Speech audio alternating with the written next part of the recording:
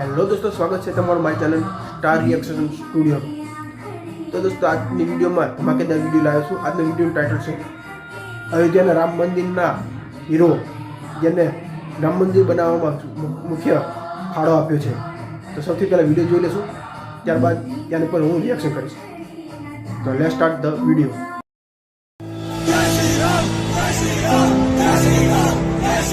दोस्तों, तारीख थी 30, महीना था नवंबर और साल था 1858 1858, यानी आज से ठीक 165 साल पहले की बात है. अवध के थानेदार शीतल दुबे को बाबरी मस्जिद के एक अधिकारी से शिकायत मिलती है कि 25 निरंकारी सिख जबरन मस्जिद में घुस गए हैं. न सिर्फ वो मस्जिद में दाखिल हो गए हैं, बल्कि वो वहां हवन पाठ भी कर रहे हैं. और तो और उन्होंने मस्जिद की दीवारों पर राम का नाम भी लिख दिया है.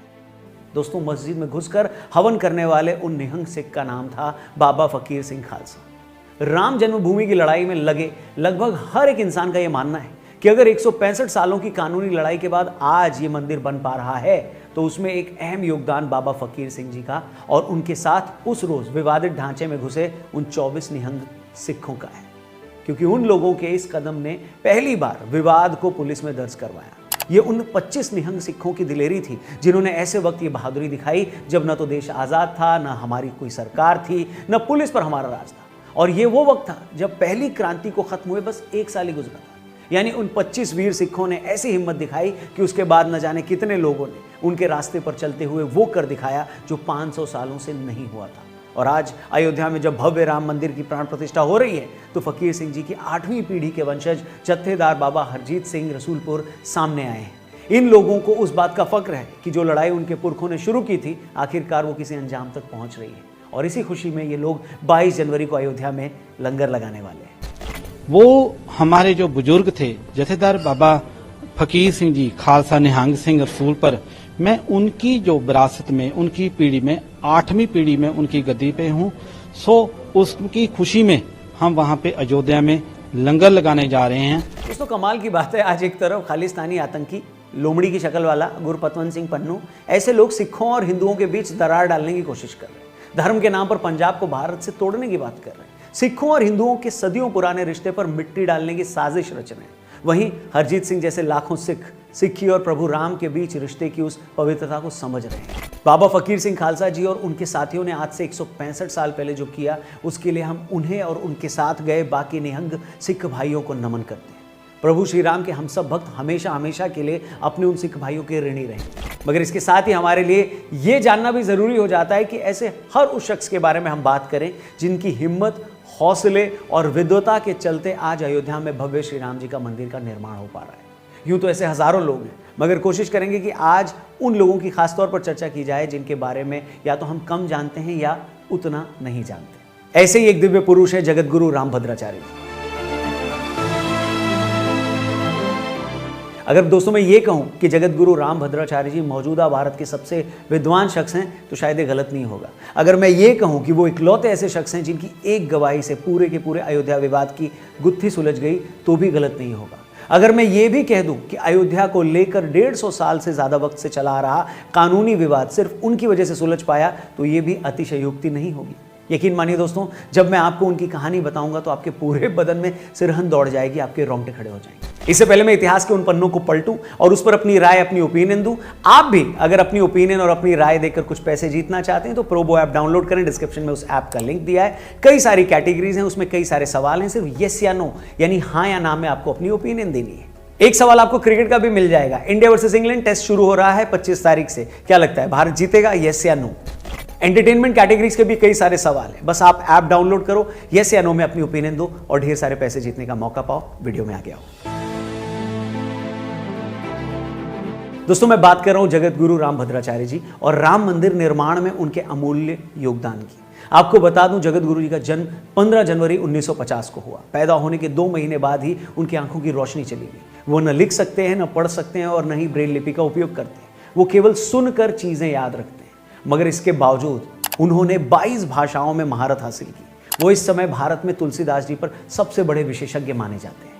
अब सुनिए, सुप्रीम कोर्ट में जब अयोध्या विवाद पर बहस चल रही थी और दूसरा पक्ष ये साबित करने में लगा था कि भगवान श्री राम का तो कोई वजूद था ही नहीं, उनकी पूजा तो सिर्फ 300 साल पहले शुरू हुई है और भगवान श्री राम का अयोध्या से कोई नाता था भी या नहीं ये भी तय नहीं है, ऐसे में जगत गुरु जी की एक गवाही ने केस का पूरा रुख मोड़ दिया. उन्होंने सुप्रीम कोर्ट में वेद पुराण के साथ रामलला के पक्ष में गवाही दी। उन्होंने ऋग्वेद की जैमिनीय संहिता से उदाहरण देकर यह बताया कि सरयू नदी से भगवान राम के जन्मस्थल की दिशा और दूरी क्या थी। इसके बाद कोर्ट के आदेश के बाद जैमिनीय संहिता मंगवाई गई, जिसमें जगत गुरु रामभद्राचार्य जी द्वारा बताए गए अध्यायों को खोलकर जब देखा गया तो उनका दिया ब्यौरा एकदम सही था।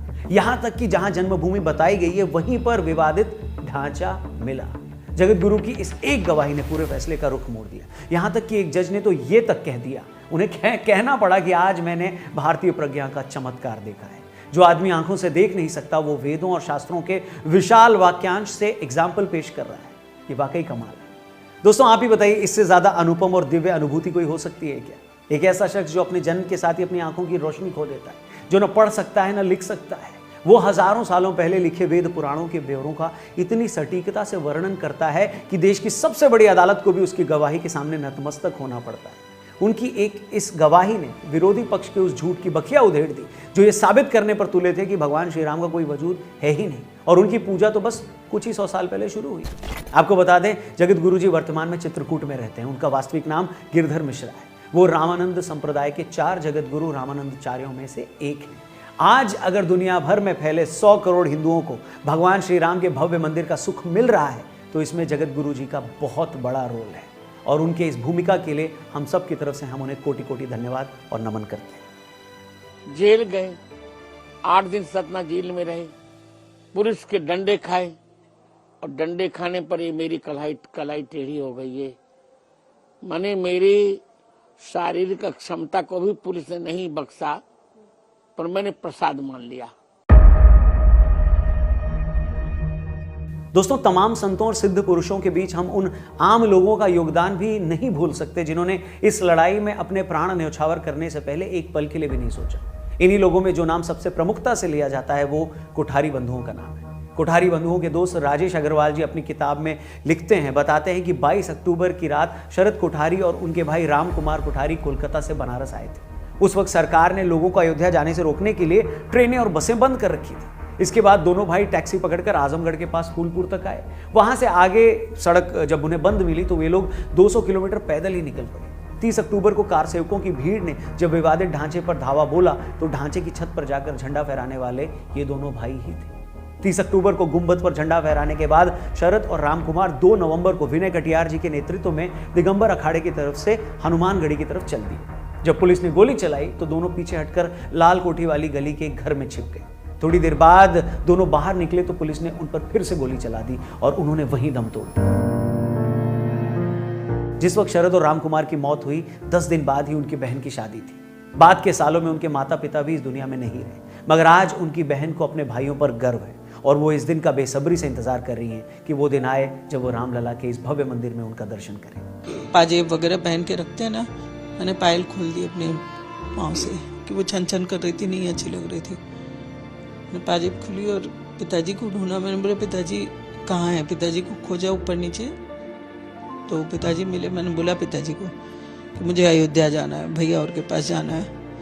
दोस्तों, विवादित ढांचा गिराना सही था या नहीं, उसे गिराने की नौबत क्यों आई, हम इस बहस में नहीं उलझना चाहते। लेकिन यह भी सच है कि अगर बाद के सालों में ASI का सर्वे हुआ, उस सर्वे में मस्जिद के नीचे मंदिर होने की बात सामने आई, बाद में उन्हीं सबूतों के आधार पर अदालत ने वहां मंदिर निर्माण को हरी झंडी दी थी।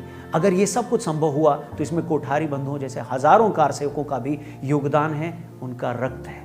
आज इस मौके पर देश उन दोनों भाइयों का ऋणी है और हमेशा रहेगा।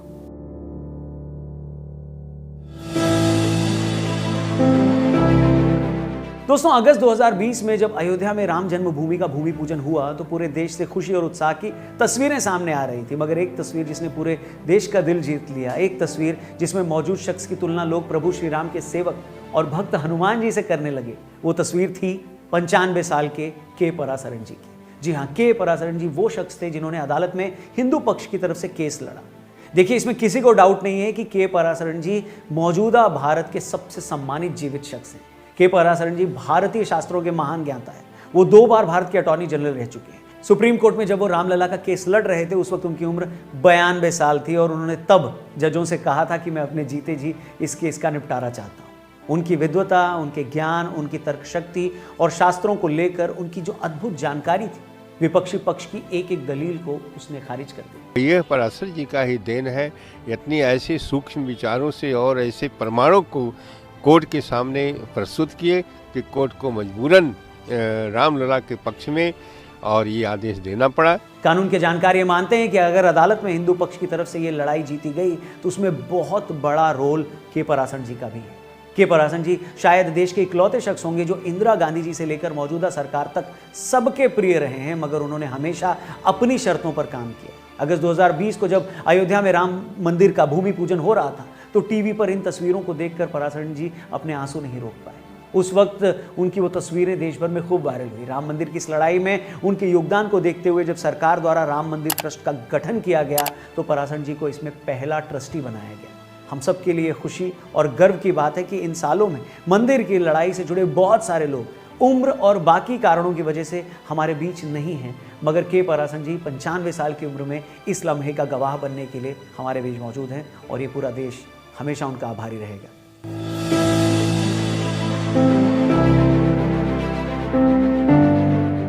दोस्तों, एक और शख्स जिन्हें मंदिर आंदोलन का मुख्य आर्किटेक्ट माना जाता है वो है विश्व हिंदू परिषद के अध्यक्ष रहे दिवंगत अशोक सिंघल जी। अशोक सिंघल जी वो शख्स थे जिन्होंने सबसे पहले 1984 में श्री राम जानकी रथ यात्रा की शुरुआत की। वे अशोक सिंघल जी ही थे जिन्होंने राम आंदोलन से महिलाओं और युवाओं को जोड़ने के लिए विश्व हिंदू परिषद से दुर्गा वाहिनी और बजरंग दल जैसे दो अलग संगठन बनाए।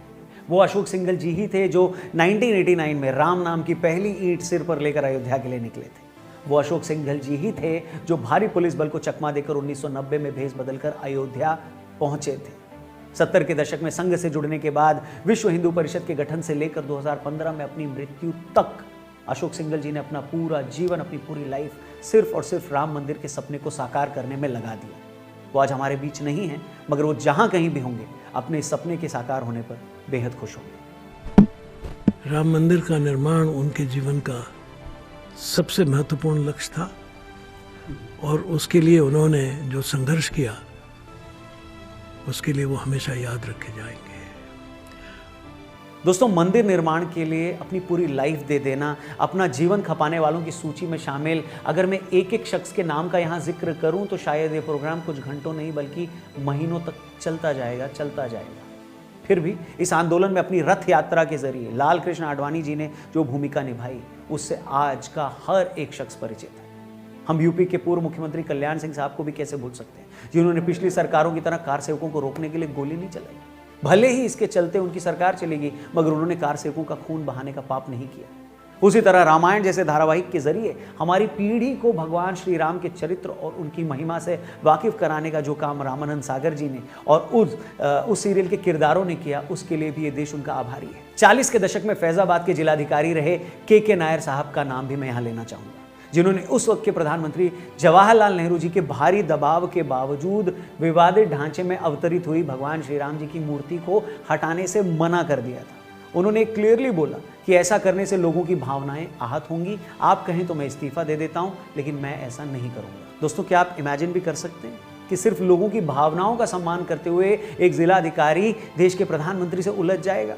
मगर नायर साहब ने उस वक्त ऐसा ही जज्बा दिखाया और वो किसी के आगे झुके नहीं। और आखिर में एक जिक्र इतिहासकार बीबी लाल साहब और के मोहम्मद साहब का भी बनता है। हमें ये मानना ही पड़ेगा कि जब भी अदालतों में किसी मामले पर कोई फैसला लिया जाता है या अदालत फैसला लेती है तो आखिर में वो सबूत ही देखती है। विवादित ढांचे की जगह पहले वहां मंदिर था, इस बात के सबूत तो बीबी लाल साहब और के मोहम्मद साहब के आर्कियोलॉजिकल रिसर्च से ही सामने आए। उन्हीं के सर्वे से ये साबित किया जा सका कि जिस जगह विवादित ढांचा था वहां कभी प्रभु श्री राम का मंदिर था। दोस्तों, मैं जानता हूं इतने लोगों को शामिल करने के बावजूद अब भी बहुत से नाम छूट गए। बेशक इसमें हमारी मौजूदा केंद्र सरकार और यूपी सरकार के मुखिया का नाम भी शामिल है, क्योंकि आखिरकार उन्हीं के पीएम और सीएम रहते तो इन मामलों में तेजी आई, अदालती फैसले आए और आखिरकार उन्हीं के सत्ता में रहते भव्य राम मंदिर की प्राण प्रतिष्ठा भी हो रही है। बेशक उनको भी बराबर का श्रेय जाएगा। और यहाँ ये भी अंडरलाइन कर दूं दोस्तों कि ये अवसर इतना बड़ा है, ये खुशी इतनी बड़ी है, ये अनुभूति इतनी दिव्य है कि हर इंसान जिसने इस सपने को साकार करने में मदद की है, हमें उसे श्रेय देना ही चाहिए। इस बात की रत्ती भर परवाह मत करिए कि दूसरा खेमा क्या कहेगा, लोग क्या कहेंगे। भैया जो लोग खुद मंदिर का न्योता ठुकरा कर बैठे हैं वो किसके लिए क्या कहते हैं, इसकी परवाह किसे है बताइए। जो लोग कभी चाहते ही नहीं थे कि ये मंदिर बने, उनसे सर्टिफिकेट मांग भी कौन रहा है। लो देखिए, हमें लगता है ये मौका ऐतिहासिक है, ये काम ऐतिहासिक है, इसलिए हर उस आदमी को इसका क्रेडिट हम देंगे जिसने ये इतिहास रचा है या इसमें मदद करी है।